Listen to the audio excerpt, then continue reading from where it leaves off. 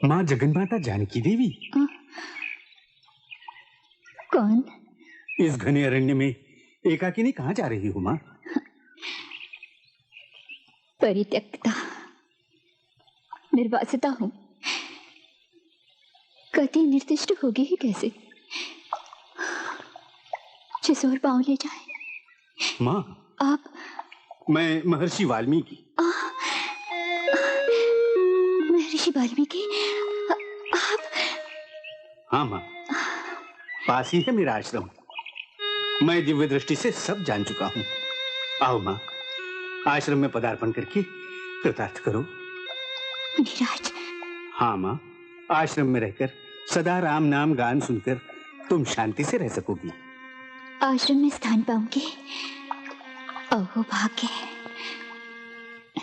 किंतु मेरा प्रकृत परिचय गोपनीय रहे,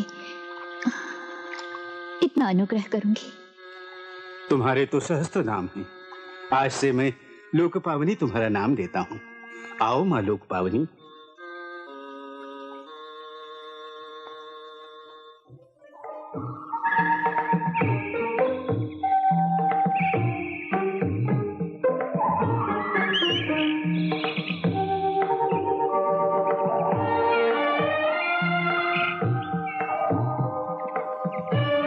परकाम का प्रणाम स्वीकार करिए गुरुदेव। कहिए क्या आज्ञा है? परकाम जी, ये है हमारी लोकपावनी। ये यही निवास करेंगी। शीघ्र अपने आश्रम में सब प्रकार की व्यवस्था करो। साथ जाओ माँ। गुरुदेव गुरुदेव, सुना आपने? क्या बेटी? 2 पुत्र। पुत्र? लोकपावनी को 2 पुत्र हुए हैं। 2 पुत्र हुए हैं? ये तो शुभ वार्ता है। श्री रामचंद्र।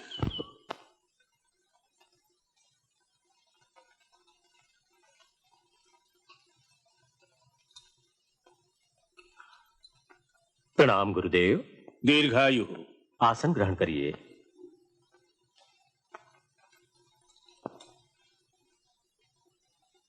रामचंद्र, जो कुछ हो चुका है उसकी अधिक चिंता न करो। प्रजा का मन अनुतप्त है, लज्जित है। उनकी पुकार सुनो। उन लोगों की एकमात्र इच्छा सीता देवी का प्रत्यावर्तन है। लक्ष्मण, इस देश की दुभिक्षा और अशांति दूर करने के लिए गुरुदेव अश्वमेध यज्ञ करने का परामर्श दे रहे हैं। मेरी भी यही इच्छा है। माँ, ये मेरे लिए असंभव है। असंभव किस लिए अग्रज? लक्ष्मण, तुम जानते नहीं,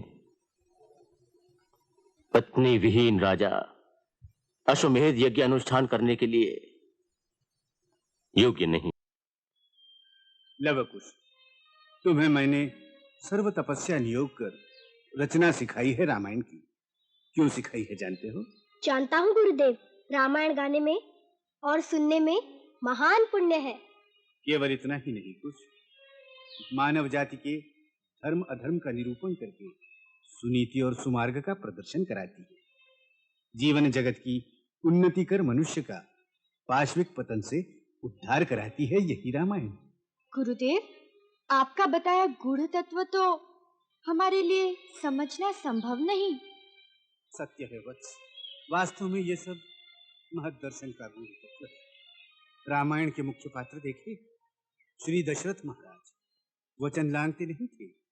इसीलिए पत्नी कैकेयी को दिए गए अपने वचन की रक्षा हेतु प्राणों से आदरणीय ज्येष्ठ पुत्र श्री रामचंद्र को वनवास का आदेश देकर प्राण त्याग दिया। प्राण देकर भी वचन की रक्षा करना उचित है। निश्चय। और श्री राम एक पतिव्रत थे, धार्मिक थे, सत्यवादी थे। माता पिता की देवता समान भक्ति करके उनके संतोष के लिए अपने सारे सुखों को छोड़कर 14 वर्ष वनवासी हुए। दुष्टों का निवारण कर संतों की रक्षा की।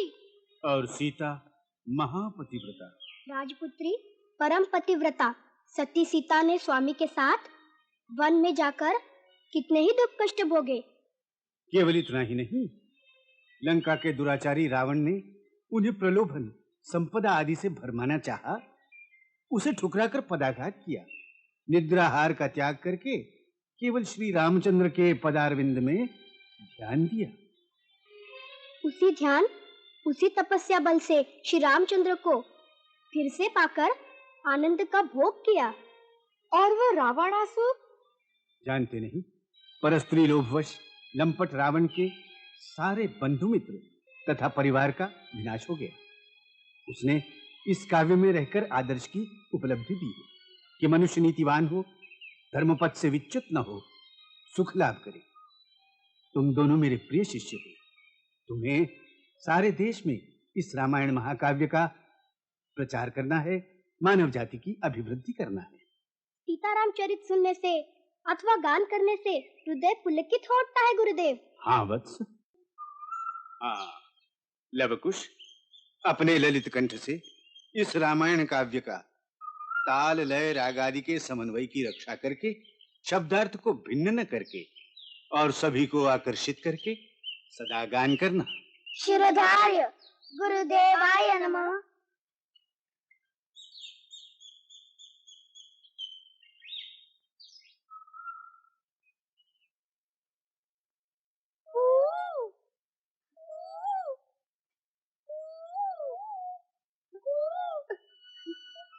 आओ।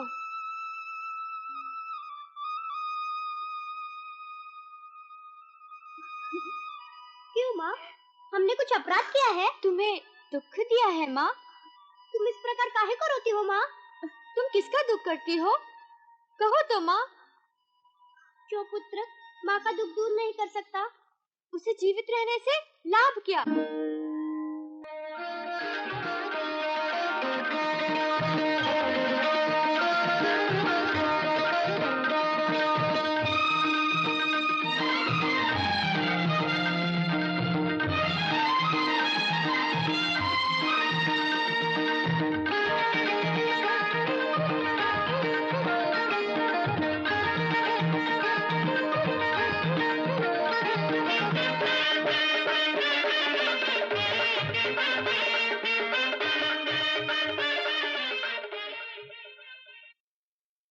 लवकुश, यह असामान्य दिव्य अस्त्र है।